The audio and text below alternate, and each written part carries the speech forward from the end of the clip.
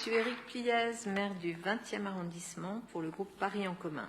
Merci Madame la maire. Je veux d'abord rendre hommage à celles et ceux qui, dans l'ombre, confectionnent, livrent et servent chaque jour près de 13 000 repas à autant d'enfants dans les 80 écoles et collèges du 20e. Ces 350 salariés, guidés par le sens du service public, par une équipe de cadres et un directeur très investis, font progresser chaque jour la qualité de l'assiette de nos enfants.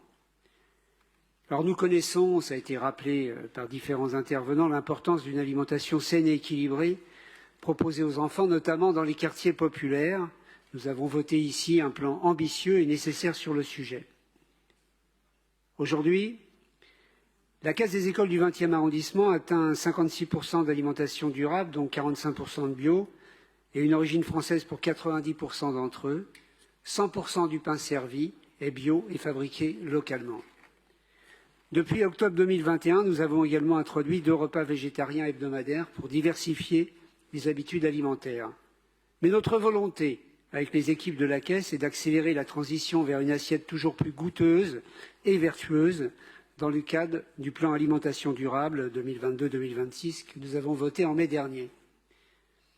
Pour ce premier trimestre, nous atteindrons un taux de 63% de produits servis en bio, avec une origine exclusivement française pour les produits frais.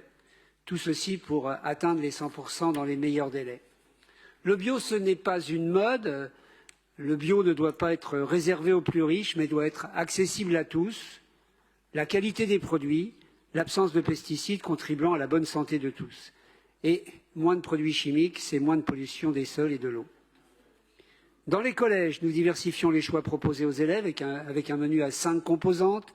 Nous luttons contre le gaspillage en permettant par exemple aux élèves de choisir leur entrée et de se servir selon leurs besoins.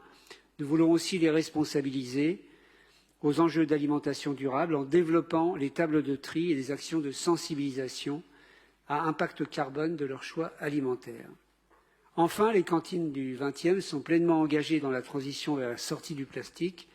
Et dans l'attente de l'étude de la ville de Paris qui se mène en commun avec mon voisin du 19e arrondissement pour un passage au tout inox, le 20e arrondissement a fait le choix d'une barquette à usage unique, 100% cellulose, sans plastique, compostable, modèle qui sera utilisé à partir de décembre 2022. Ces évolutions nécessaires se font en totale concertation avec les parents d'élèves et l'ensemble de la communauté éducative, avec un seul objectif, que l'accès au bon et au bio devienne une réalité concrète dans tous les foyers de l'arrondissement. Merci.